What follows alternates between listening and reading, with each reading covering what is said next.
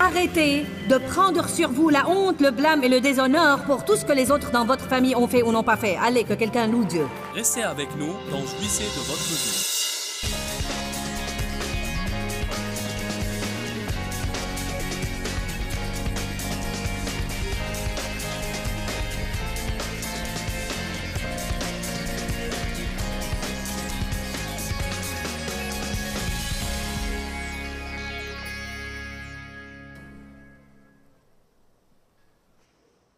Et l'Éternel dit à Josué, « Aujourd'hui, j'ai roulé loin de vous la honte, l'opprobre et le déshonneur de l'Égypte. » Eh bien, vous savez, l'Égypte représente le monde et le monde gâche les gens. Le monde a apporté le viol et l'inceste à ma lignée. Mais un jour, Jésus a dit, « Je vais rouler cet opprobre loin de toi. Tu n'as plus à vivre sous cette honte. Tu es une nouvelle créature en Christ. Quel que soit ce qui vous a été fait ou quel que soit ce qui vous a blessé dans votre vie, Dieu veut rouler cet opprobre loin de vous. » Je crois qu'il y a des gens qui ont honte à cause des choses que font leurs enfants, leurs bien-aimés. Je connais quelqu'un qui est dans le ministère. Et un de ses enfants s'est engagé dans un style de vie homosexuel. Et ça a manqué de le tuer.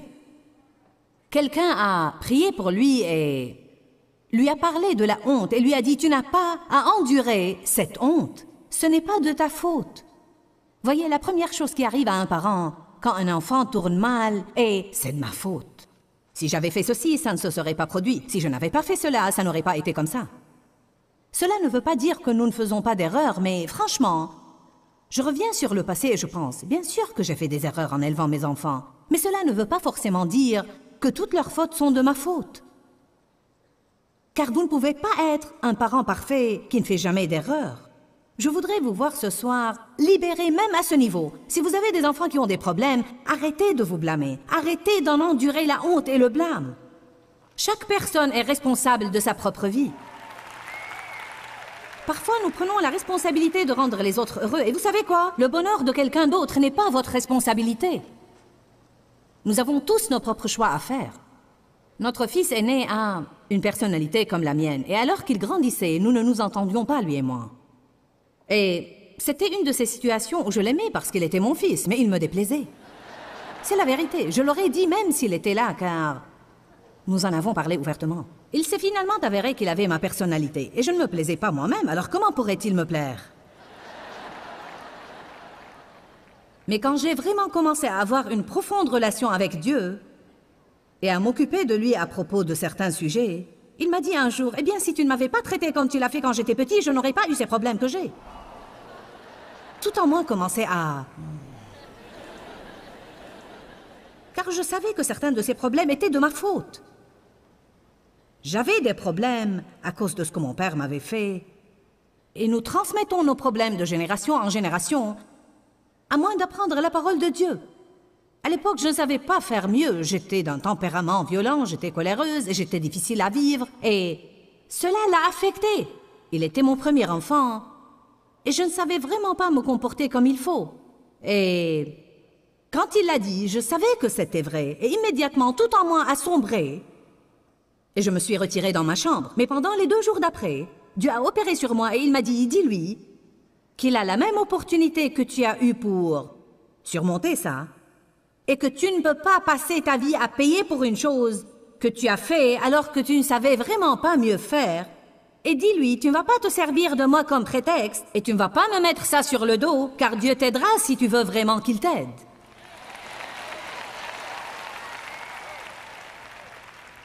Je l'ai fait et il est dans le ministère aujourd'hui. Il s'occupe de nos missions mondiales. Si je l'avais laissé me mettre ça sur le dos, je ne sais pas où nous en serions aujourd'hui, car il aurait peut-être passé toute sa vie à blâmer quelqu'un d'autre, au lieu d'assumer ses responsabilités.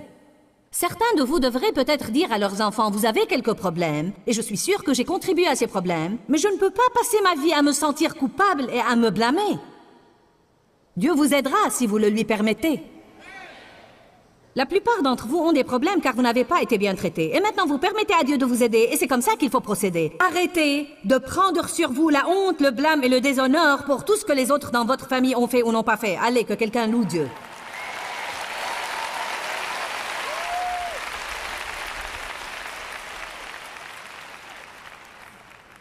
Et les échecs personnels. Nous revenons sur le passé et beaucoup de fois, nous ne voulons même pas essayer de nouveau car nous avons échoué une fois. Si une personne prend l'attitude de « je ne vais jamais laisser tomber et renoncer », Dieu va faire de bonnes choses de vos erreurs. Savez-vous cela? Je vais vous raconter des trucs qui sont simplement de petites histoires qui vont m'aider à dire ce que j'ai à dire et qui vont vous réjouir. N'oubliez pas ce que j'ai dit. Dieu peut prendre vos erreurs et faire de bonnes choses à partir d'elles. Tout d'abord, Abraham Lincoln, qui était probablement un de nos plus grands présidents, sinon le plus grand, a échoué dans plusieurs élections avant d'être élu président des États-Unis. En fait, il s'était présenté à des fonctions publiques beaucoup de fois et il avait échoué. On ne peut pas comprendre comment il a pu avoir le courage d'être candidat à la présidence. Mais il l'a fait et il a gagné. Thomas Edison a dit « J'ai raté le chemin du succès ».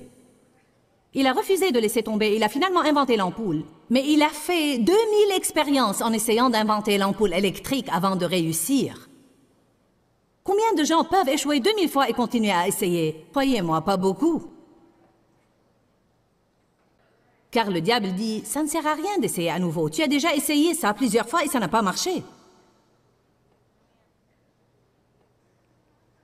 Personnellement, je crois que l'échec fait partie de chaque succès, car en ratant le chemin du succès, nous sommes humiliés. C'est une chose essentielle pour que Dieu puisse se servir de nous efficacement. L'apôtre Pierre a échoué lamentablement lors de la crucifixion avant de devenir l'un des plus grands et des plus célèbres apôtres. Il a eu tellement de la puissance du Saint-Esprit que lorsque son ombre couvrait les gens, il guérissait. Et il avait renié le Christ. Paul a certainement échoué lamentablement. Il était tellement égaré qu'il était en train de persécuter les chrétiens en pensant qu'il servait Dieu. Et pourtant, il a fini par être si proche de Dieu qu'il a reçu les 2/3 du Nouveau Testament par révélation directe. Quand les mouchoirs ayant touché son corps étaient appliqués sur les malades, il guérissait. C'est une onction. L'ombre de Pierre guérissait les gens, et les mouchoirs qui avaient touché le corps de Paul guérissaient les gens.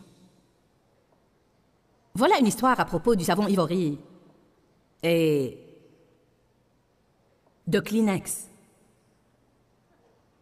Le savon Ivory n'était pas censé flotter, mais un défaut de fabrication est devenu son meilleur argument de vente. C'était une erreur. Il n'était pas censé flotter. Et quand il a flotté à la surface, on a dit que c'était un échec, mais c'était la chose qui l'a rendu si connu et si populaire.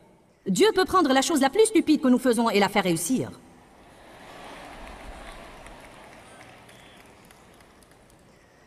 Exemple. Vous m'avez peut-être entendu dire ça auparavant, mais c'est vraiment très significatif pour moi. Savez-vous que dans les premières années de ma vie, j'avais tellement honte de ma voix, car ma voix était différente, elle était unique, et pour une femme, j'avais une voix très rauque. Elle me déplaisait, j'en avais honte. Je vous dis la vérité, quand je rencontrais de nouvelles personnes, j'appréhendais le moment d'ouvrir la bouche et de dire ces quelques premiers mots, car je me sentais si mal à l'aise au sujet de ma voix. Et même aujourd'hui, si je dois appeler quelqu'un au téléphone, la moitié du temps, même des gens qui me connaissent, même mes enfants, 2 fois ces derniers temps, ont appelé la maison et m'ont dit « Papa ?»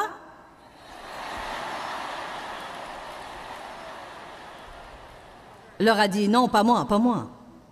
Je leur ai répondu « Non, c'est maman ».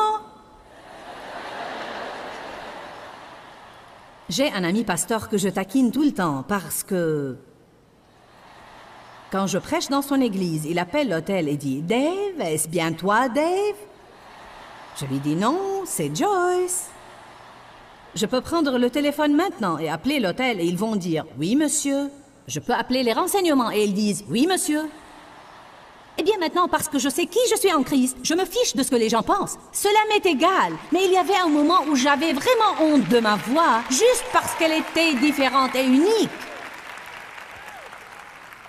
Alors que fait Dieu? Il prend une chose en moi qui me déplaît le plus, et c'est la chose dont il se sert plus que toute autre chose.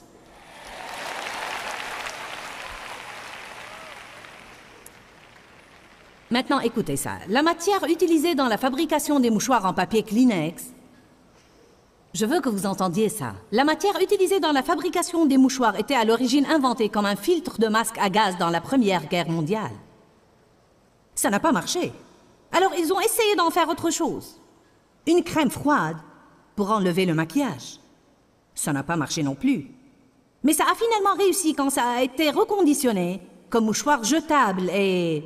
Maintenant, les Américains achètent 200 milliards de boîtes de Kleenex par an.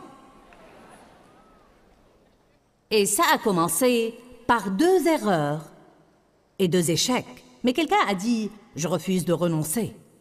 Le fait est que 90% des nouveaux produits qui sont lancés échouent. Alors n'ayez pas peur d'essayer de faire quelque chose de nouveau et de persévérer jusqu'à avoir la bonne formule.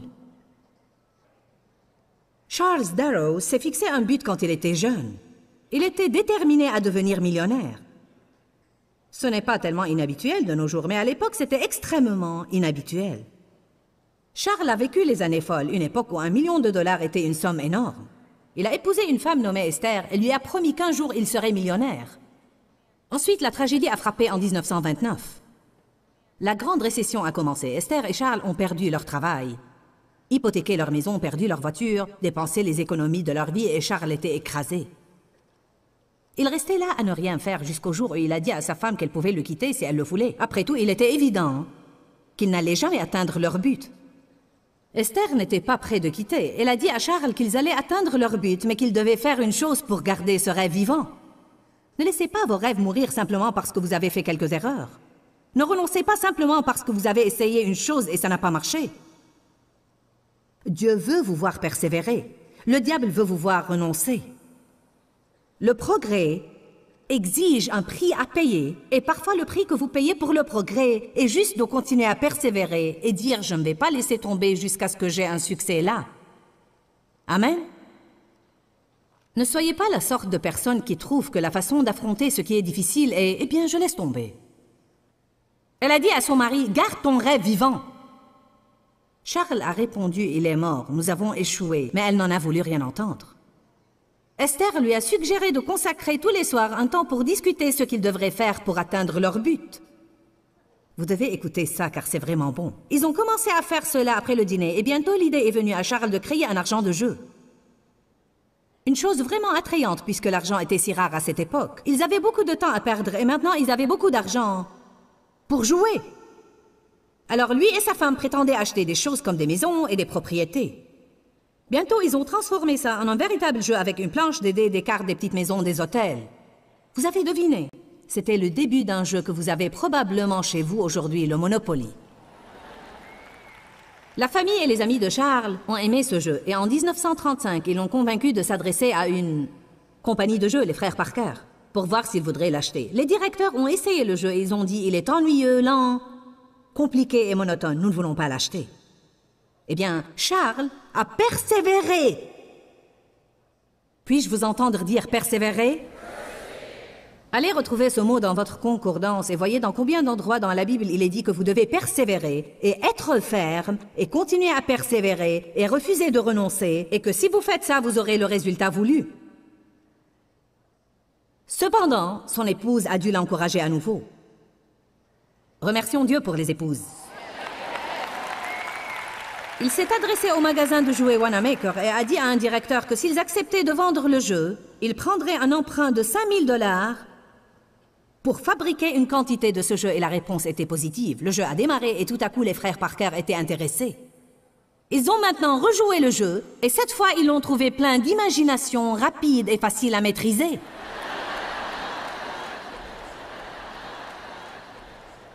Le jeu a eu sa marque déposée en 1935 et les frères Parker l'ont acheté de Charles Darrow. Combien ils le lui ont payé? $1 million. Nous aimons les histoires comme ça, mais nous devons nous rappeler que si nous refusons de renoncer, Dieu peut faire de grandes choses à travers nous. 1 Samuel 16:1. C'est pour quelqu'un ici ce soir.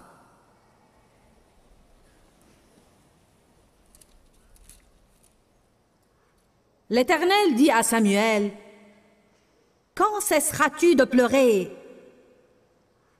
Saul voyant que je l'ai rejeté afin qu'il ne règne plus sur Israël, remplis ta corne d'huile, je t'enverrai chez Jessé le Bethléemite, parce que je me suis choisi parmi ses fils le roi qu'il me faut.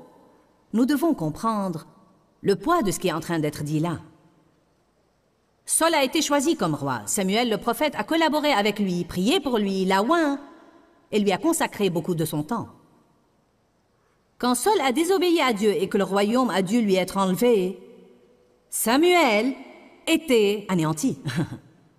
Ce n'est pas parce qu'il était un prophète de Dieu qu'il n'avait pas de sentiments et des émotions. Quand vous investissez beaucoup de temps dans une chose et qu'elle échoue, il y a un sentiment de grande déception.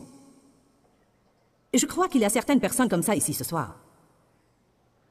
Nous avons des gens qui viennent à nous parfois quand ils ont investi des années dans une église, et puis peut-être que le pasteur de cette église succombe au péché et ils se sentent tellement égarés. C'est comme, non mais j'ai perdu toutes ces années, tout le temps que j'ai investi là-dedans et maintenant, pff. Non, vous ne perdez jamais rien, car vous prenez tout avec vous comme une expérience qui vous aide dans l'avenir. Arrêtez d'avoir l'impression que vous avez perdu votre temps si quelque chose ne marche pas. Il se peut que vous ayez appris une leçon importante qui va vous aider dans votre avenir, plus que vous n'auriez appris si vous aviez réussi. M'avez-vous entendu? Parfois, nous apprenons davantage des choses qui vont mal que des choses qui vont bien. Au moins, nous apprenons, eh bien, je ne vais plus faire ça. Amen. Quand cesseras-tu de pleurer, Samuel? J'en ai assez de Saul. J'ai oint un nouvel homme. Que dit Dieu? Quand cesseras-tu de vivre dans le passé? J'ai un nouveau plan. Cesse de pleurer sur ce qui n'a pas marché et ouvre tes yeux pour voir que j'essaye de faire une chose nouvelle dans ta vie. Mais tu vas complètement la manquer si tu continues à regarder en arrière.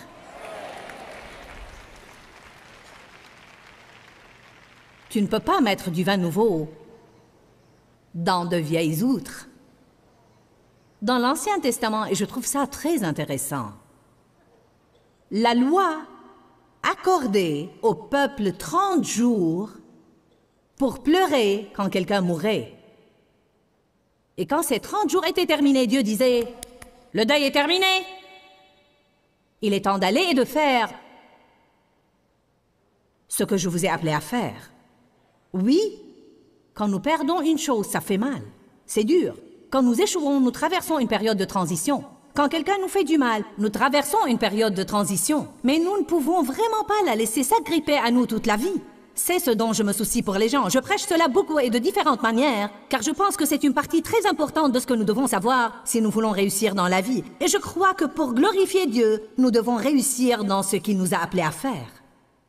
Je ne me soucie pas tellement d'être appelé à réussir, mais je me soucie d'être appelé à donner la gloire à Dieu. Et je ne crois pas que je vais le glorifier dans ma vie si toute ma vie n'est qu'un gâchis et si je ne fais pas ce qu'il m'a appelé à faire. Je veux être ce que Dieu veut que je sois. Je veux avoir ce qu'il veut que j'ai et je veux faire tout ce qu'il veut que je fasse parce que je veux lui donner la gloire.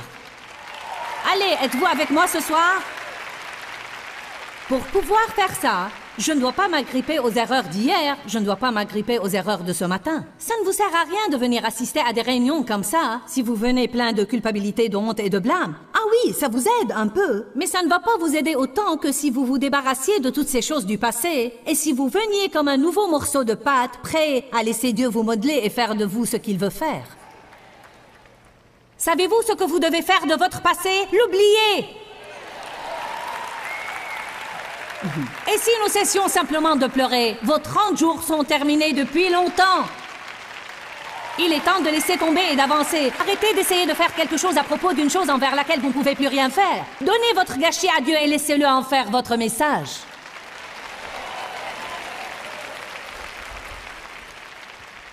Amen. Une dernière chose. Acte 28, verset 1. Une fois sauvés, nous apprîmes que l'île s'appelait Malte. Les indigènes nous témoignèrent une bienveillance remarquable et peu commune. Ils nous accueillirent auprès d'un grand feu qu'ils avaient allumé parce que la pluie tombait et qu'il faisait grand froid. Et Paul avait ramassé un tas de broussailles et il mettait ce tas de bois sec au feu pour faire un plus grand feu. Quand une vipère en sortit, par l'effet de la chaleur et s'attacha à sa main. Quand les indigènes virent cela, ils se dirent les uns aux autres, « Assurément, cet homme est un meurtrier. » Car bien qu'il ait été sauvé de la mer, la justice, la déesse de la vengeance, il croyait en toutes sortes de faux dieux, n'a pas voulu le laisser vivre. Donc apparemment, cette sorte de vipère, quand elle vous mord, vous mourrez. Ils l'ont reconnue pour ce qu'elle est et ont dit, ce type est foutu. Combien de fois vous avez des morsures de vipères et les gens vous regardent et disent que vous êtes foutu?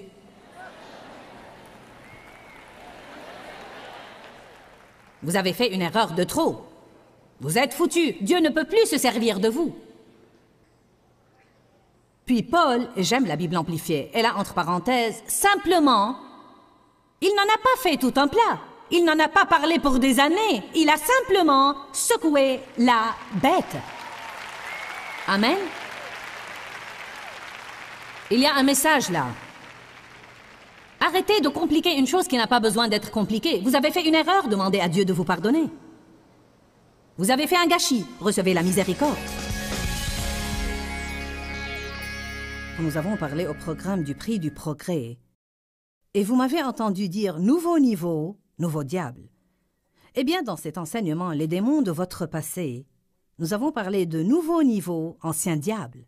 Ce que cela veut dire, c'est que très souvent, lorsque nous essayons d'avancer, le diable nous rappelle des choses que nous avons faites dans notre passé ou des choses qui nous étaient arrivées afin de nous éloigner des bénédictions de Dieu. Je veux que vous vous affranchissiez de votre passé et surmontiez votre passé pour aller de l'avant avec Dieu. Donnez votre gâchis à Dieu et il en fera votre message. Arrêtez de vous rappeler ce que Dieu a oublié et occupez-vous de votre avenir. Pourquoi, Seigneur, pourquoi? Dans ce livret, Joyce Meyer nous enseigne à travers la parole comment être délivré de la confusion. Pour obtenir ce livret gratuitement, écrivez-nous à Joyce Meyer, boîte postale 40095-6300, Larnaca, Chypre.